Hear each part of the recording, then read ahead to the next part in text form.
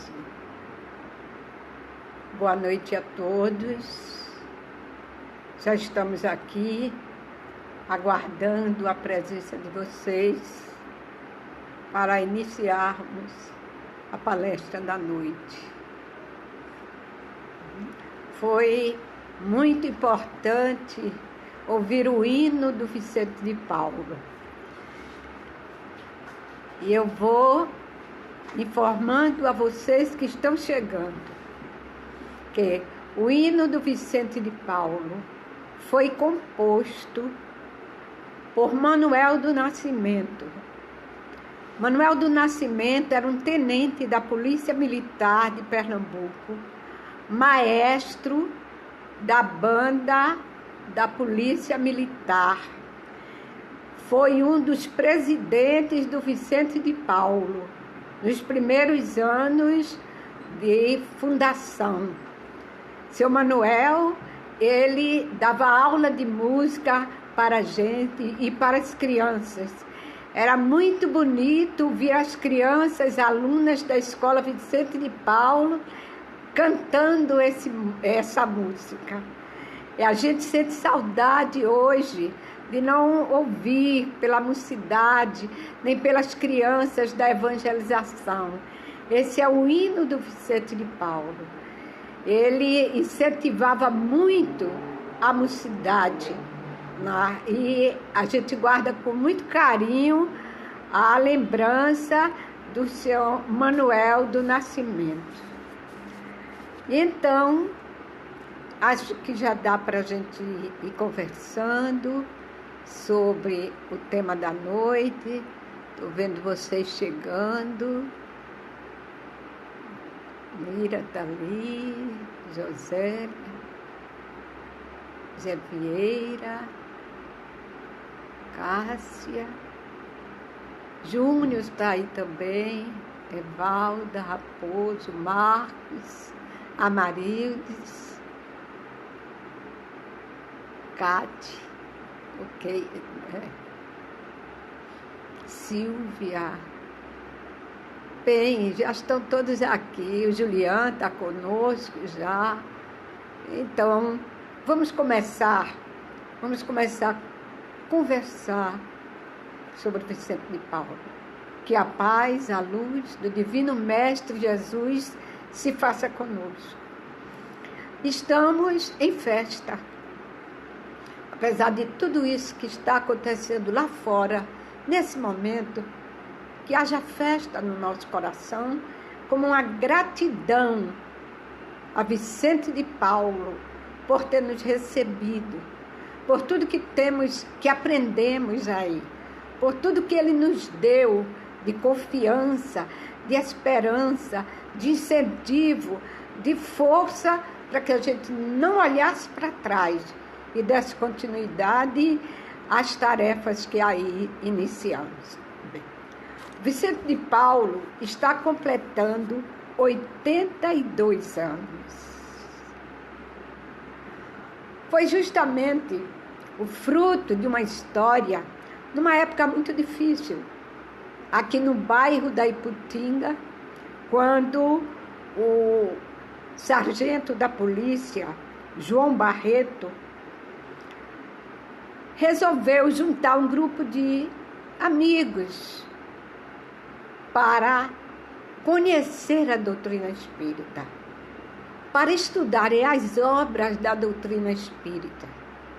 Havia uma sede de conhecimento de uma doutrina que não era tão divulgada, além de tudo, incompreendida e sofria uma pressão muito forte por parte da igreja. Então eram estudos feitos muito reservados nas residências das pessoas. E esse grupo se deixou empolgar por esse conteúdo da doutrina e avançou nos anos 30 a divulgar em residências, em reuniões privadas, os ensinamentos da doutrina.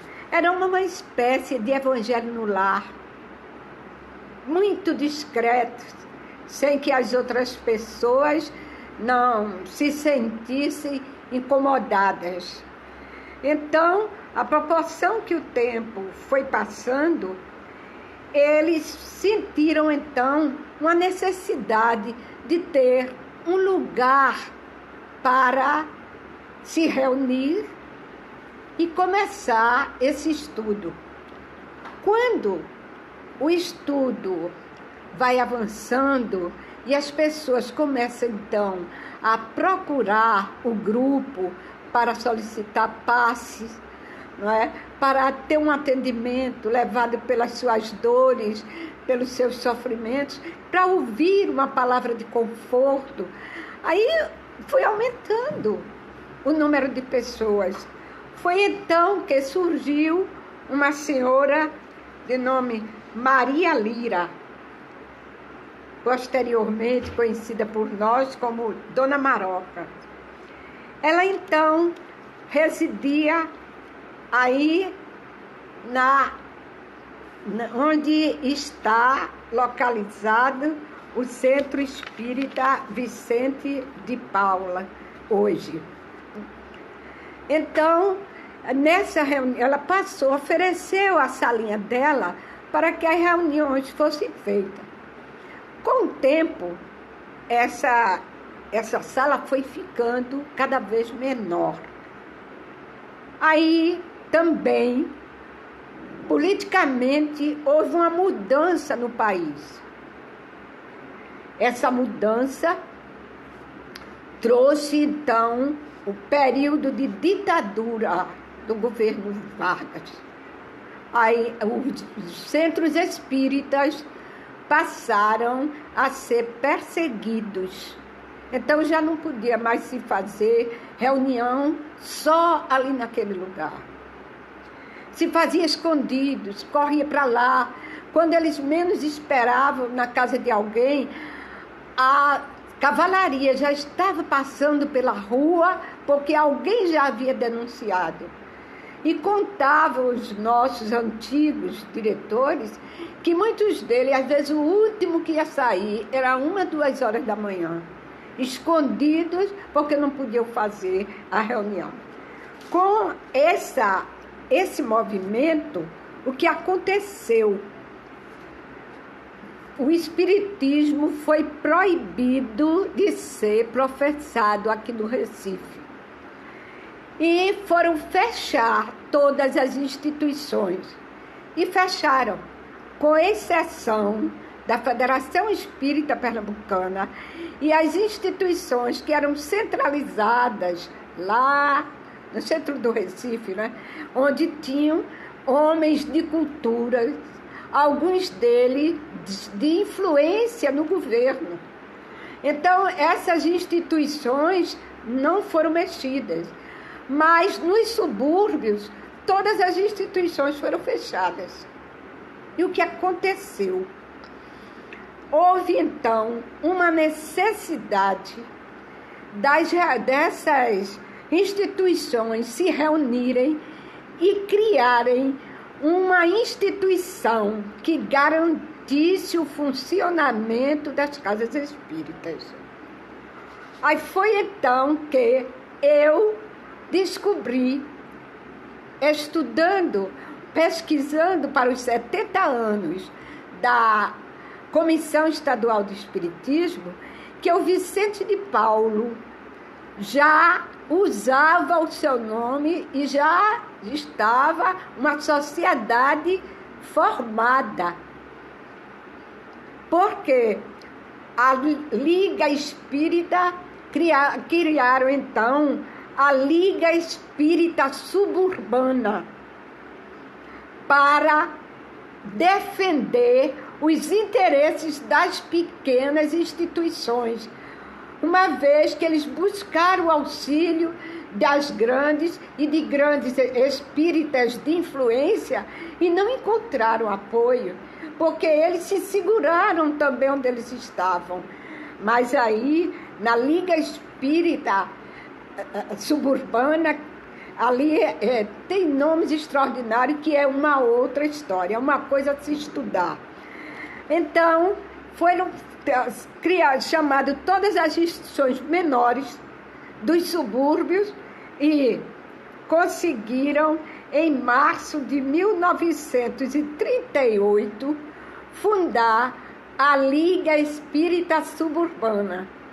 Para minha surpresa, o Vicente de Paulo estava representado e entrou como no Conselho Fiscal da Liga Espírita Suburbana. Veja aí. Então, observem uma coisa que eu achei muito importante. Eu nunca tinha dito isso a vocês nos anos anteriores, que eu descobri depois. Quando eles criaram a Liga Espírita Suburbana, inauguraram em março de 38, em maio, quer dizer, não foi nem 2 meses, que eu estou sem as datas aqui, mas menos de 2 meses completos, a equipe dirigida por João Barreto entra na casinha que tinha acabado de construir, o terreno doado por Dona Maria Lira, ou Dona Marocas, no local onde ela plantava flores para vender. No seu jardim, ela deu àquele lugar como uma gratidão pela sua cura, pelo amor que recebeu naquela casa. E ali, no dia 10 de maio de 1938, numa casinha que eu não estou com a foto aqui, mas vocês sabem, aí no mesmo local onde hoje é edificado o Centro Espírita Vicente de Paulo, Rua Jacaúna 287, que era o endereço do casal que foi doado. Tudo indica que quando Dona Marocas achou que a sala não dava e que doou o terreno, eles já iam construindo quando veio a proibição. Aí então, uma vez que a Liga conseguiu assumir os problemas e resolver os problemas das instituições suburbanas, registrá-las, manter tudo em ordem, então, no dia 10 de maio de 1938, João Barreto, Josefa Hatz, Francisco e Maria Lira, a Dona Marocas, Olegário José dos Santos, Luciano Francisco de Albuquerque, Vicente Anastácio de Albuquerque. O Vicente Anastácio era o pai de Luciano Albuquerque, pai de Carminha, pai do Vicente Albuquerque, do Elohim, do Mariano, de todo esse grupo que foi uma família que deu frutos para o Espiritismo. Então, nós tivemos também Mariano Lins, Minervina Lins, que era um casal, Pergentino Correia de Melo, Antônio Nunes e Antônio Eliotério. Para dizer a vocês, com muita alegria, a maioria eu conheci. A maioria. Eu só Olegário, que tinha partido pouco tempo depois, mas antes de eu chegar, mas a maioria ainda estava, como o seu Mariano, com a Dona Minervina, todos eu me lembro, seu Luciano, a Dona Marocas, e Dona Josefa, já há poucos anos, ela estava mal no hospital, quando ela disse, a Edileuza, que trabalhava lá, que foi do Vicente de Paulo, e queria tanto receber um passe de uma pessoa de lá, e eu fui chamada para aplicar.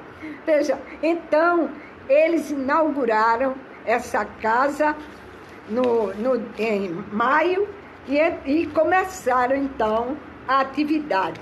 Eles iniciaram com o estudo da doutrina espírita, todos os 5 livros da codificação, atendendo pessoas que chegavam com problemas, né, do desenvolvimento mediúnico. E então, quando tudo estava estabelecido, o governo também cobrou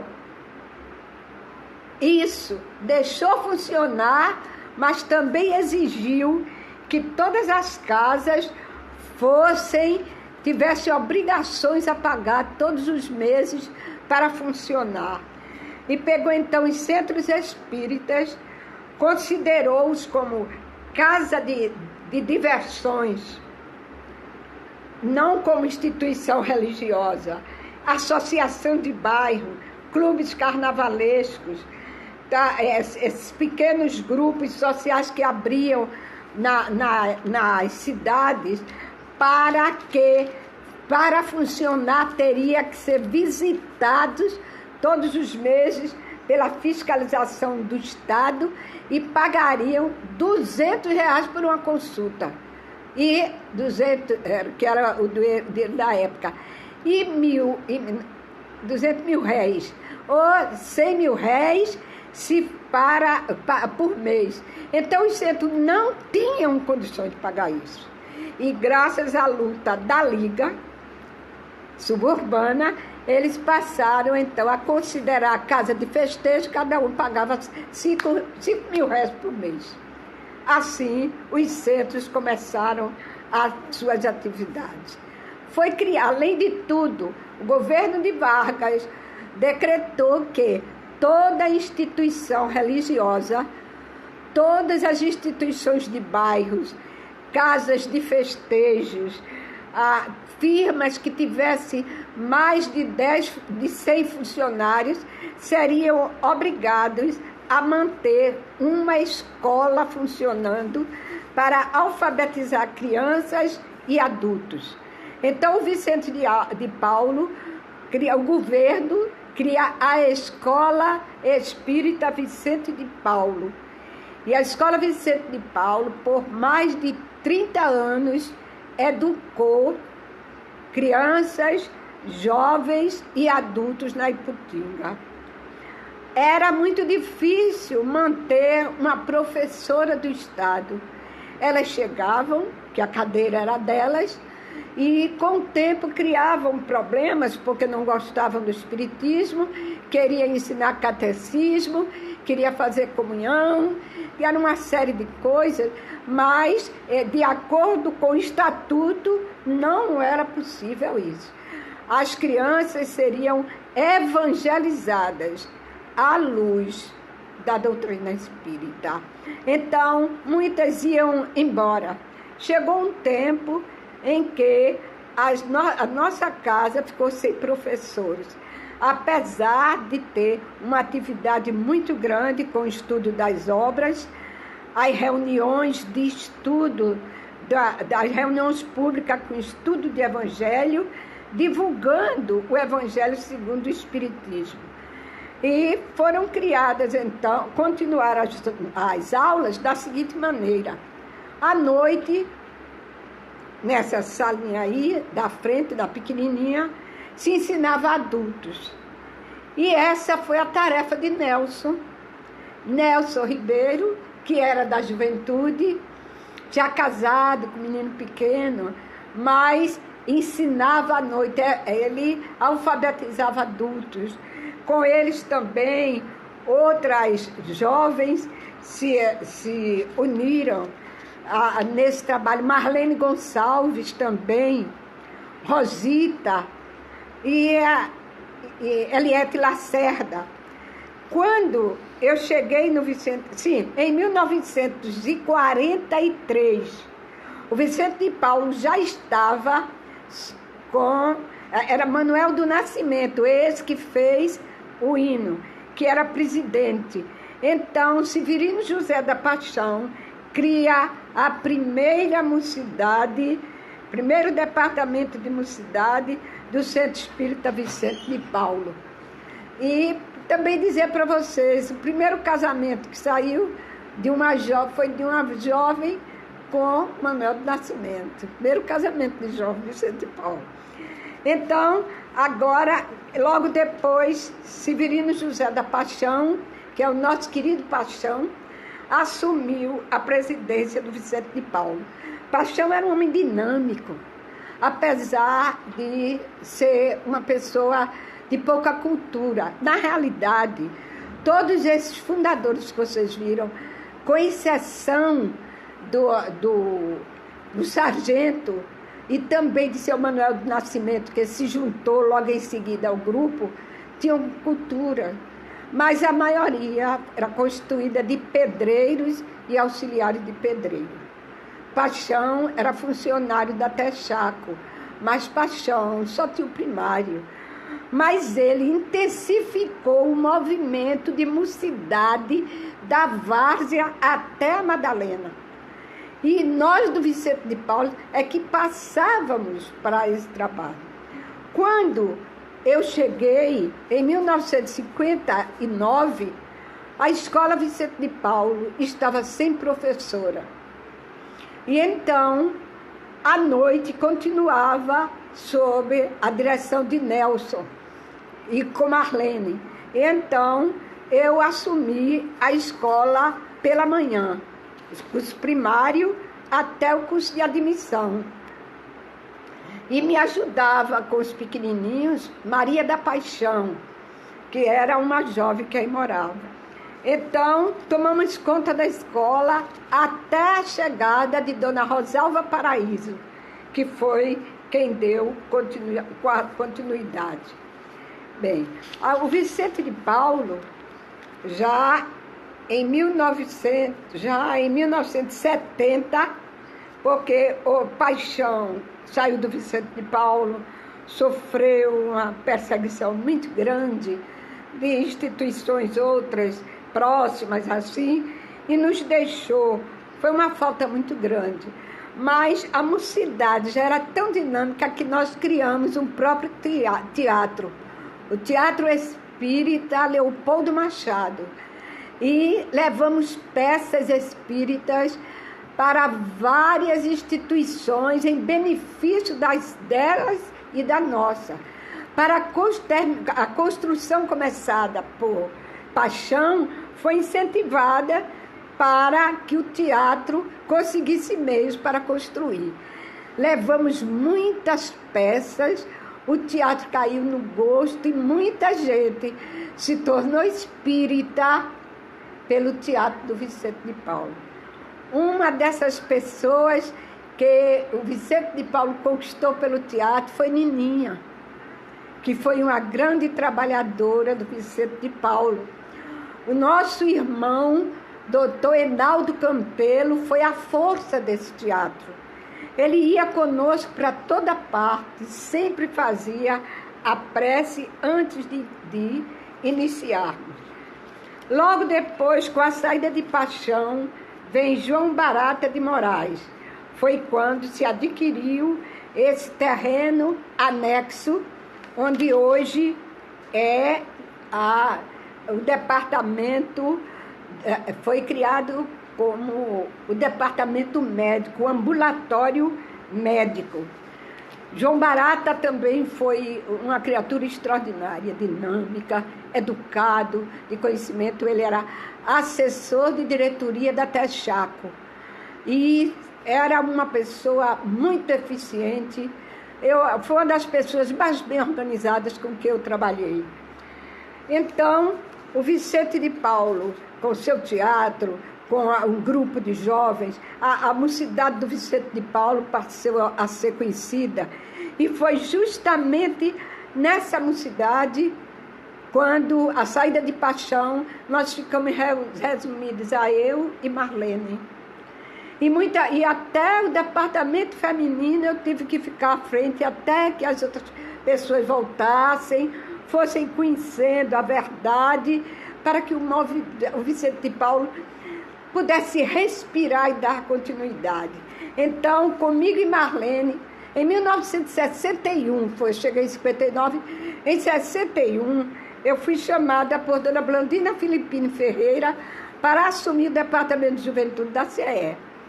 Então, a moça que era nossa secretária adoeceu, era a filha de Adalto Costa. Então, eu trouxe Marlene para a comissão estadual e Marlene ficou na comissão até há uns 5 anos atrás. Foi uma grande trabalhadora de lá da comissão. O Vicente de Paulo veio com a Semana do Jovem. Participamos também da primeira Semana da Mulher Espírita Pernambucana. De todos os eventos, os primeiros anos de Foresp, a Mocidade do Centro Espírita Vicente de Paulo fez a recepção e esteve ao lado de Heleno, dando uma força muito grande. Então, o Vicente de Paulo nunca esteve alheio a isso. Quando Moacir assumiu Vicente de Paulo, antes de Moacir, Nádia, que tinha o curso da escola técnica, esqueci o nome, e ela conhecia de construção. Ela, como presidente, a preocupação dela sempre foi a construção, dar continuidade ao que faltava, fazer o seu trabalho. Foi um período muito bonito, quando nasceu também o curso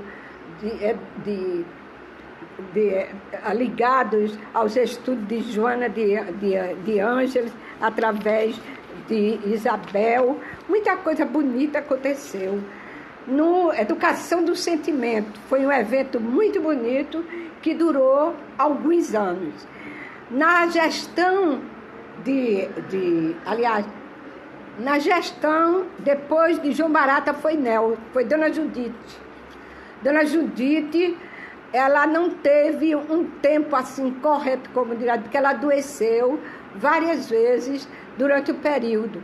E Nelson, como vice, era quem substituía. Terminou assumindo a presidência.